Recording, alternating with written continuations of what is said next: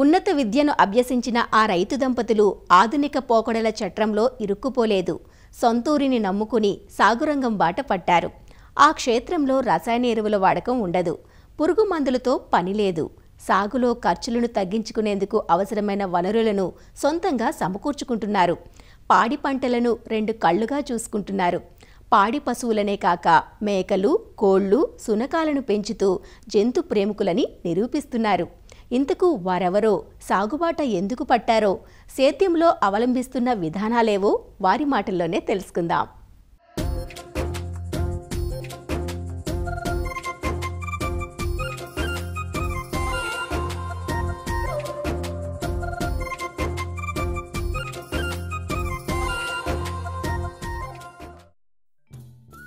ఇదిగో ఇక్కడ పాడి పశువులను ప్రేమగా చూసుకుంటున్న ఈ రైతు దంపతులు లింగారెడ్డి, దీపిక. కన్నవారికి, పుట్టిన ఊరికి దూరంగా ఉద్యోగాలు చేయటం ఇష్టం లేక ఇలా పొలం బాట పట్టారు. సిద్దిపేట జిల్లా జోగిపేట గ్రామంలో 11 ఎకరాల సేద్యం వీరిది.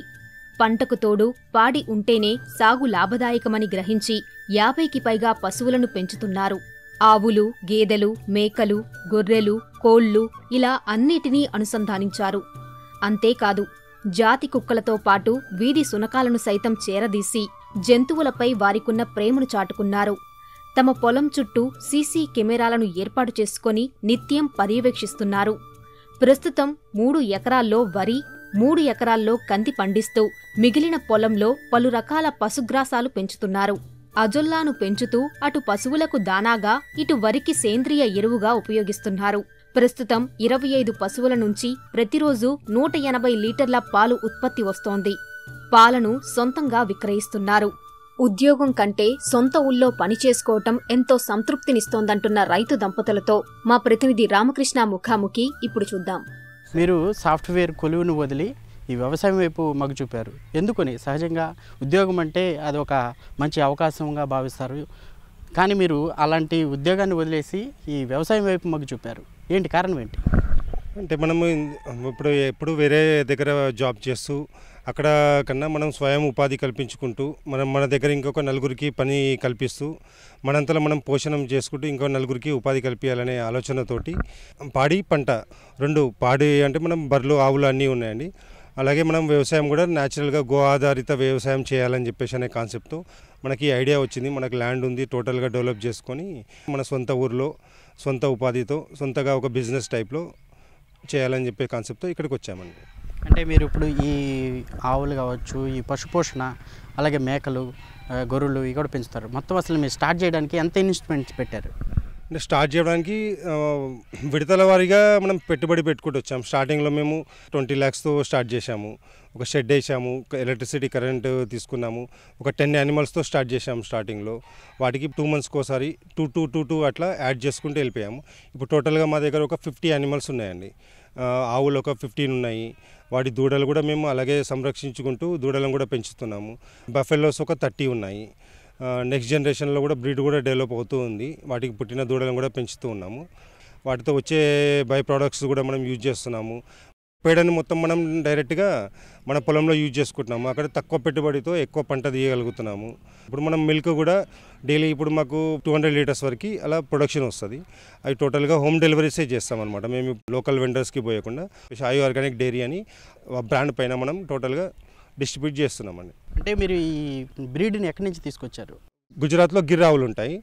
మనము సాయివాల్ కానీ కాంక్రేజ్ కానీ అవన్నీ రాజస్థాన్ అండ్ గుజరాత్ బార్డర్లో నుంచి తీసుకున్నాము.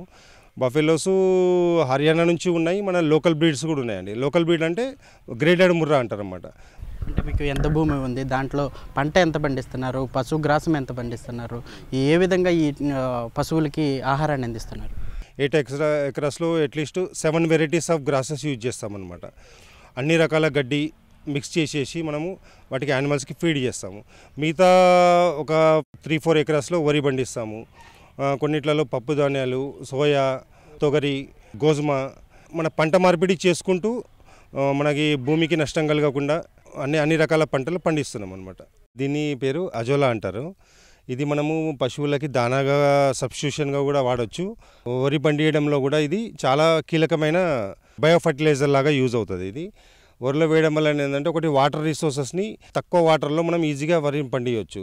అట్మాస్ఫియర్లో ఉండే పొటాషు నైట్రోజన్ని అబ్జర్వ్ చేసుకొని వాటర్లో వదులుతుంది. అది మనకి భూమిలోకి వెళ్తే మనకి పంట ఆటోమేటిక్గా న్యాచురల్గా ఫామ్ అయిపోతుంది. మళ్ళీ దీన్ని మేము పశువుల దానాగా ఏదైతే యూజ్ చేస్తామో ఇందులో మినిమం 20 to 25% ప్రోటీన్స్ ఉంటాయి. అయితే మన దానా ఖర్చుని తగ్గించుకోవడానికి చాలా ఈజీగా యూజ్ అవుతుంది. ఇప్పుడు దీన్ని పండించే విధానంలోకి వచ్చామనుకోండి, మట్టి కావాలి, ఆవు పేడ సమపాలలో కలుపుకొని మనం వీక్లీ వన్స్ ఒకసారి దానికి టాప్అప్ చేస్తూ ఉన్నామనుకోండి, మల్టిపుల్స్గా అవుతుంటాం. ఇప్పుడు తీసిన కొద్దీ అదే పెరుగుతూ ఉంటుంది అన్నమాట. పర్ యానిమల్కి డైలీ ఇప్పుడు 3 to 4 kgs యూజ్ చేస్తున్నాము. దానిలో మాకు దానా ఒక 20 to 30% దాని కాస్ట్ తగ్గిపోయింది. మాకు ఇప్పుడు ఈజీగా వస్తుంది. మన కాస్ట్ ఏంటంటే ఓన్లీ లేబర్ కాస్ట్ అంతే. బయట కొనే దానాలు ఇప్పుడు మీకు 30 నుంచి 35 రూపాయలు పర్ కేజీ. ఇప్పుడు ఇది మనకి ఆల్మోస్ట్ 1-2 రూపీస్ ఏదైతే మ్యాన్ పవర్ కాస్ట్ మనం కౌంటింగ్ చేసుకుంటే అంతే పడుతుంది అన్నమాట. మళ్ళీ యానిమల్ హెల్త్ బాగుంటుంది, న్యాచురల్, కల్తీ లేదు, మన కళ్ళ ముందర పండింది. రత్నపురి గడ్డ తీగలు అంటారండి, చిలకడ దుంప తీగలు అంటారు. ఇవి కూడా మనము మేకలకు కానీ బర్రెలకు కానీ మనం హై న్యూట్రిషన్స్ ఫాడర్ అంటే గ్రాస్ లాగా గడ్డిలాగా యూజ్ చేస్తాం. ఇది 20 to 25% ప్రోటీన్స్ ఉంటాయి. తిన్నది మొత్తం 100%గా అరిగిపోతుంది అన్నమాట. నార్మల్గా వేరే గడ్డిలో చూస్తే 70% అరుగుదల ఉంటుంది. ఇది ప్రొడక్షన్ కొద్దిగా తక్కువ వస్తుంది కానీ పోషకాలు ఎక్కువ ఉంటాయి. ఇంకోటి ఇది హెడ్జులుస్ అని అంటారు, దశరథ గడ్డి అంటారు, పప్పు జాతి రకం అని అంటారు. ఇందులో కూడా ఒక 20-25% ప్రోటీన్సే ఉంటాయి. దీన్ని సూపర్ నేపియర్ అంటారు. ప్రొడక్టివిటీ ఎక్కువ ఉంటుంది, తక్కువ ప్లేస్లో ఎక్కువ హైట్ పెరుగుతుంది, ఎక్కువ వెయిట్ ఉంటుంది. స్మార్ట్ నేపియర్ అంటే ఇది హైట్ ఎక్కువ పెరగదండి, 5 feet నుంచి 5.5 feet వరకే హైట్ పెరుగుతుంది. కానీ ఇట్లా వెడల్పుగా విస్తారంగా 100 నుంచి 200 పిలకల విస్తారం అవుతుంది. ఇప్పుడు దీనికి మనం చాప్ కట్టర్ అవసరం లేదు, డైరెక్ట్గా తినేస్తాయి. మనం మేకలకి కానీ గొర్రెలకు కానీ 1 or 2 యానిమల్స్ ఉండే వాళ్ళకి ఇలాంటి ఫాడర్ చేసుకుంటే వాళ్ళకి చాప్ కట్టర్ కొనాల్సిన హై ఎక్స్పెండ్. ఇప్పుడు ₹1,00,000 పెట్టి చాప్ కట్టర్ కొనాలంటే కష్టం కదా, వాళ్ళు ఇలాంటి గ్రాస్ చేసుకోవచ్చు. ఇందులో ఇంకొక రకం ఏంటంటే అది రెడ్ నేపియర్ అనమాట. దానిలో వాటర్ కంటెంట్ ఎక్కువ ఉంటాయి, కొద్దిగా కలర్ చేంజ్ ఉంటుంది. జొన్న రకం అండి, మన కోఎఫ్ఎస్ 31 అంటారు, కోయంబత్తూర్ ఫాడర్ సర్గం అని చెప్పేసి అంటారు. మనం ఒకసారి వెతుకున్నామంటే 3-4 years వరకు అవి మనం కట్ చేస్తూ ఉంటే అది పెరుగుతూనే ఉంటుంది అన్నమాట. అందులో కూడా మనకి ఒక 10 to 12% కానీ 15% కానీ ప్రోటీన్స్ ఉంటాయి. పశువులు కూడా చాలా ఇష్టంగా తింటాయి. జొన్నలు కూడా ఉంటాయి కాబట్టి దానికి ఆ జొన్నలను కూడా వాటి దానలాగా యూజ్ అవుతుంది అన్నమాట.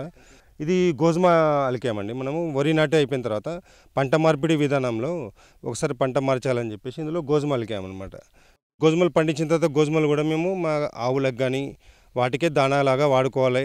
ఊరికే పంట మార్చకపోతే తెగుళ్ళు ఎక్కువ వస్తున్నాయి. అందువల్ల మనం పంట కూడా మార్చేద్దామని చెప్పేసి పంట మార్చేసాము.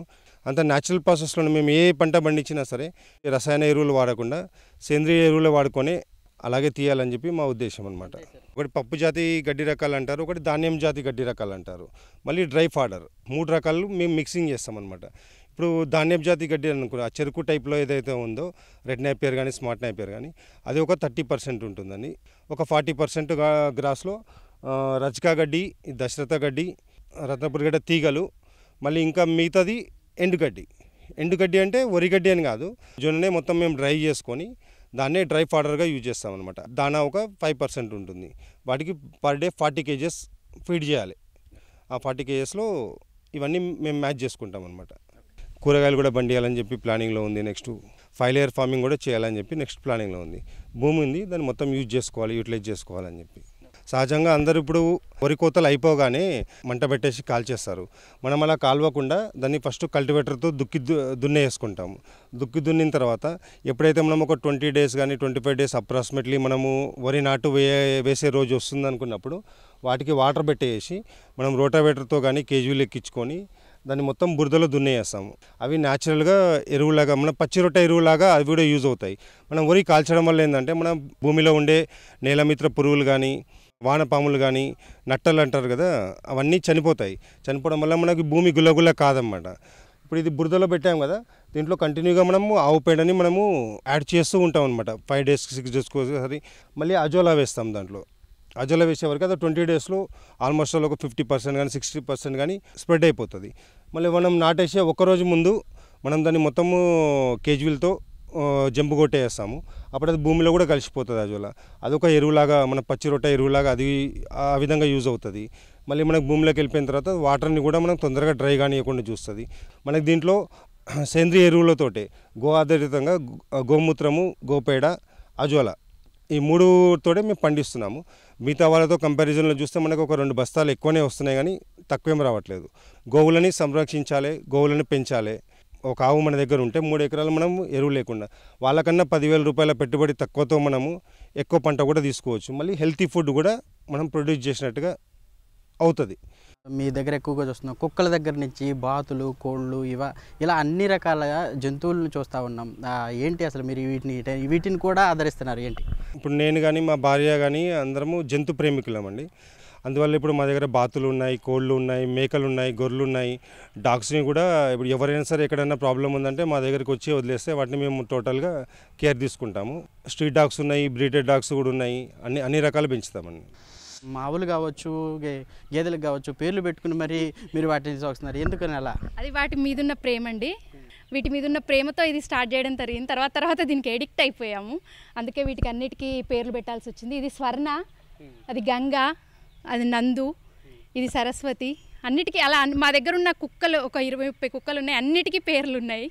ప్రతి ఒక్కరు ఒక ఆవును పెంచుకొని దాని ద్వారా వచ్చే కల్తీ లేని పాలను తాగి వాటి ద్వారా వచ్చే గోమూత్రము, పేడతో పిడకలు చేసుకొని ఇంట్లో ధూపం వేసుకొని అన్నీ ప్రకృతి ఏవైతే మనకి ఇస్తుందో వాటిని ఖరాబ్ చేయకుండా ప్రకృతే మనకు చాలా రకాల ఔషధాలను ఇస్తుంది. మీరే సహజంగా మీ ఎకరాల్లోనే పండిస్తామని చెప్తున్నారు. అదే ఏ విధంగా ఇస్తున్నారు? ఏమేమి ఆహారం జంతువులకు అందిస్తాం? అన్నీ న్యాచురల్గా పండేవే అండి. మనం పాలకూర, మెంతికూర, కరివేపాకు, వేపాకు, ములగాకు, నల్లేరు, కలబంద ఇవన్నీ జంతువులనే కాదు మనం కూడా వాడుకోవచ్చు.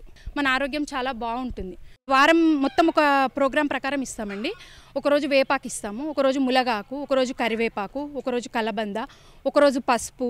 ఈవినింగ్ టైంలో లడ్డూలు చేసి బెల్లంతో కలిపి వాటికి తినబెట్టడం జరుగుతుంది. చర్మ సంబంధ వ్యాధులకి అలోవెరా చాలా పనిచేస్తుంది. కాళ్ళ నొప్పులకి నల్లేరు పనిచేస్తుంది.